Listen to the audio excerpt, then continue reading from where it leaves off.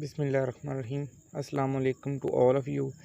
मेरी तरफ़ से नए व्यूअर्स को वेलकम और जो प्रीवियस हैं उनको वेलकम बैक। आज हमारा जी 4th लेक्चर है बायोलॉजी के लेक्चर सीरीज़ का। तो इसका टॉपिक है जी लेवल्स ऑफ बायोलॉजिकल ऑर्गेनाइजेशन।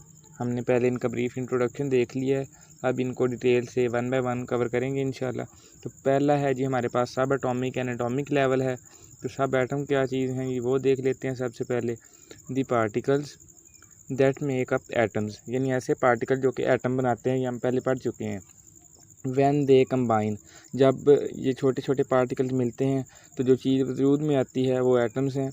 इनको जी बिल्डिंग ब्लॉक्स ऑफ एटम भी कहा जाता है और इनकी 3 जो है ना टाइप्स होती हैं।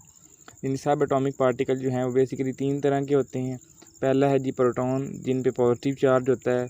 उसके बाद है जी इलेक्ट्रॉन, इनके पास होता है जी नेगेटिव चार्ज। और न्यूट्रॉन जो न्यूट्रल्स होते हैं, इन पे कोई चार्ज नहीं होता, neither positive nor negative.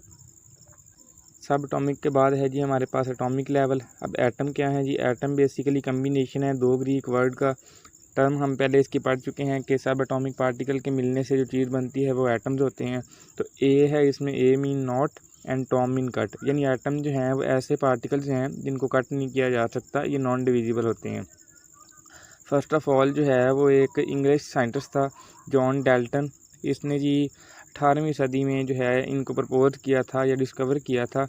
Example है जी हमारे पास एटम्स की, नाइट्रोजन एटम है। नाइट्रोजन का जो है वो एटॉमिक नंबर 7 होता है, एटॉमिक मास जो है वो 14 है। और अगर हम देखें जी तो इसमें 7 प्रोटॉन्स हैं और 7 न्यूट्रॉन्स हैं। प्रोटॉन और न्यूट्रॉन सब एटॉमिक पार्टिकल्स हो गए हैं और ये सब एटॉमिक पार्टिकल जो हैं वो मिलके एक नाइट्रोजन का एटम बना रहे हैं। सेकंड लेवल बायोलॉजिकल ऑर्गेनाइजेशन का, जिसको हमने डिटेल से पढ़ना है, वो है जी मॉलिक्यूलर लेवल। मॉलिक्यूल्स क्या होते हैं? The particles found by the combination of same और डिफरेंट एटम्स। मॉलिक्यूल जो हैं वो सेम या डिफरेंट एटम्स से मिलके बनने वाले पार्टिकल्स हैं। अब इनके हमारे पास एग्जांपल हैं जी नाइट्रोजन, फॉर एग्जांपल जी N2। अब ये 2 एक ही किस्म के एटम से मिलके जो है बना है, तो इसको कहेंगे जी होमोएटॉमिक मॉलिक्यूल है। इसी तरह है जी वाटर, ये 2 डिफरेंट एटम्स के मिलने से बना है जी। इसमें जी 2 हाइड्रोजन एटम्स थे और एक ऑक्सीजन एटम था, तो ये जी डिफरेंट हो गए हैं, तो इनको कहेंगे जी हम हेटेरोटॉमिक मॉलिक्यूल्स। अब कुछ टाइप्स हैं मॉलिक्यूल्स की, जिनको जी 3 कैटेगरीज में डिवाइड किया गया। पहली कैटेगरी है अकॉर्डिंग टू बॉन्डिंग, यानी बॉन्डिंग की बुनियाद पे जो है मॉलिक्यूल्स की 2 कैटेगरी हैं। पहले हैं जी आयनिक मॉलिक्यूल्स, दूसरे हैं जी कोवलेंट मॉलिक्यूल्स। आयनिक मॉलिक्यूल्स में क्या है? They have week chemical bonding, इनमें जो केमिकल बॉन्डिंग होती है वो वीक होती है, आयंस बनती हैं इनमें, आयंस जो हैं वो टूटती हैं, ठीक है।